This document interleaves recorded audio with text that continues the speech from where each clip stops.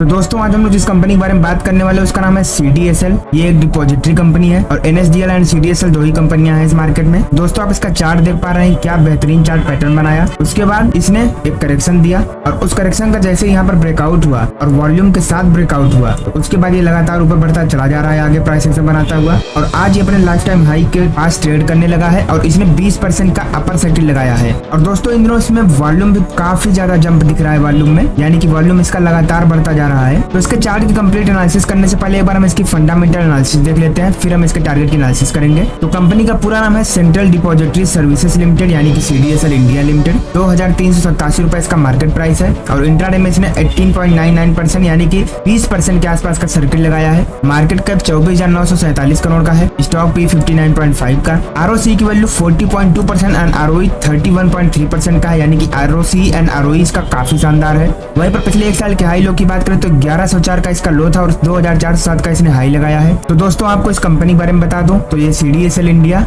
ये capital market structure में अपनी सर्विसेज प्रोवाइड करता है और ये एक्सचेंजेस के साथ काम करता है। ये दोस्तों पिछले एक साल का इसका चार्ट है, आप देख रहे हैं इसमें क्या बेहतरीन 60 डिग्री की तेजी देखने को मिल रही है। कंपनी के प्रोज एंड कॉन्स की बात करें तो अच्छी बात है कि कंपनी ने अपना डेप्ट कम किया है और अब ये ऑलमोस्ट डेप्ट फ्री हो चुकी है और ये लगातार गुड क्वार्टरली रिजल्ट भी देते चली आ रही है। और पिछले 5 सालों में इसका जो CAGR है वो 29.9% की रेट से बढ़ रहा है और इसका ROE भी रिकॉर्ड तोड़ तेजी दिखा रहा है पिछले 3 सालों में। और अच्छी बात है कि अपने इन्वेस्टरों को अच्छा खासा डिविडेंड भी पे आउट करते हैं और कंपनी का जो सेल्स ग्रोथ है वो पिछले 10 सालों में अभी सबसे बढ़िया कर रहा है। वहीं पर अगर हम इसके कॉन्स की बात करते हैं तो इसका स्टॉक 17 टाइम्स बुक वैल्यू पर अभी ट्रेड कर रहा है और प्रमोटर्स ने अपनी होल्डिंग लगभग 15% से कम कर दी है, जो कि अच्छी बात नहीं है। और इसमें जो प्रमोटर्स की होल्डिंग है वो काफी ज्यादा लो है 15% की और पिछले 3 सालों में प्रमोटर्स ने अपना उसमें भी पोजीशन कम कर दिया है 5% से। और इसका जो वर्किंग कैपिटल है वो 24 दिन की जगह बढ़कर 227 दिन पर हो गया है। दोस्तों अगर हम इसके पीयर कंपैरिजन की बात करें तो इसमें आपका इंडिजीन हुआ,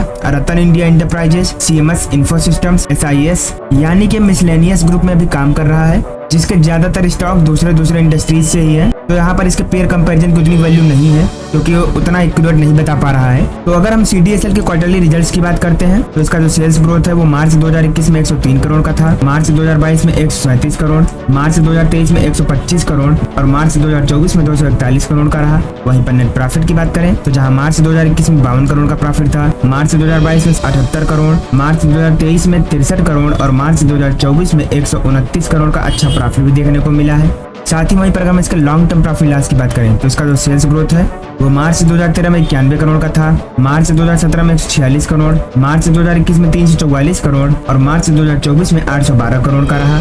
वहीं पर नेट प्रॉफिट की बात करें जहां मार्च 2013 में 51 करोड़ का प्रॉफिट था, मार्च 2017 में 87 करोड़, मार्च 2021 में 201 करोड़ और मार्च 2024 में 420 करोड़ का बहुत शानदार प्रॉफिट भी देखने को मिला है। यानी कि देखा जाए तो इसका जो नेट सेल्स है नेट प्रॉफिट है इन दोनों में ही काफी तेजी से बढ़ोतरी दर्ज की जा रही है। तो अगर हम स्टॉक के CAGR की बात करते हैं तो पिछले 5 सालों में इसने 61% की रेट से, पिछले 3 सालों में 34% की रेट से और पिछले 1 साल में 114% का शानदार रिटर्न दिया है। यानी कि स्टॉक मार्केट में इस कंपनी ने बहुत ही बेहतरीन प्रदर्शन किया है। वहीं पर अगर हम इस कंपनी की बोरोइंग्स की बात करते हैं तो इस कंपनी पे देखा जाए तो कभी कुछ खास लोन था ही नहीं, आप चाहे जितना पीछे जाएंगे, लेकिन इसने मार्च 2023 में 2 करोड़ का लोन लिया था और उसमें भी 1 करोड़ का लोन चुका भी दिया है। वहीं पर अगर हम टोटल एसेट की बात करते हैं तो जहाँ मार्च 2013 में 416 करोड़ का एसेट था, मार्च 2017 में 606 करोड़ का, मार्च 2021 में 1024 करोड़ का और मार्च 2024 में 1782 करोड़ का एसेट है, जिसकी तुलना में जो लोन है ये एकदम न के बराबर है। देखा जाए तो ये कंपनी ऑलमोस्ट डेप्ट फ्री है, तो यहाँ पर लोन के मामले में कोई दिक्कत की बात नहीं है। तो दोस्तों अगर हम कंपनी के शेयर होल्डिंग पैटर्न की बात करते हैं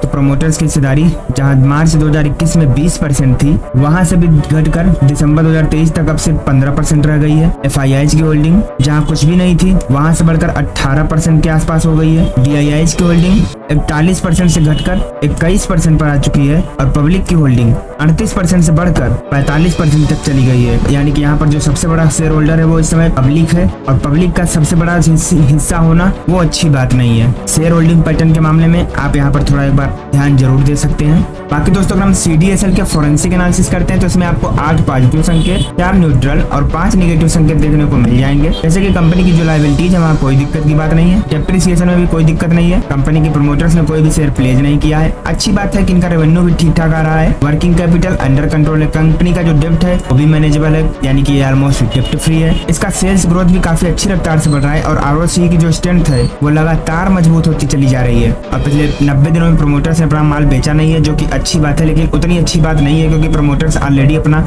ज्यादातर माल बेच चुके हैं। रिटेल्स की होल्डिंग अराउंड 45% है, अच्छी बात नहीं है। ROE पिछले 10 सालों से थोड़ा कम हुआ है, बाकी इसका जो शेयर प्राइस है वो पिछले 10 सालों में थोड़ा डाउन रहा है। मार्जिन की जो स्टेबिलिटी है वो हमेशा वोलेटाइल नहीं रहता है। दोस्तों अगर हम CDSL के मार्केट शेयर की बात करते हो तो 75% का इसके पास मार्केट है CDSL डिपॉजिटरी में एंड 65% का इसके पास मार्केट है KYC के रजिस्ट्रेशन में। इसके रेवेन्यू की बात करें तो इसका जो प्रोडक्ट है transaction charges around 25%, annual issuer charges 27%, online data charges 17.8%, IPO corporate action charges 13.1% and 16.9% others. Segment wise breakup करें तो depository activity more than 79%, data entry and storage around 20% and respiratory 0.2%। इसके लोकेशन वाइज ब्रेकअप करें तो सारा का सारा business India से ही होता है। और ऑपरेटिंग प्रॉफिट की बात करें तो डिपॉजिटरी एक्टिविटी से अराउंड 80% का प्रॉफिट होता है, बाकी का 20% डेटा एंट्री वाले बिजनेस से। तो दोस्तों हम लोग वापस इसके चार्ट पर आ चुके हैं। आप देखेंगे अपने IPO के बाद से ही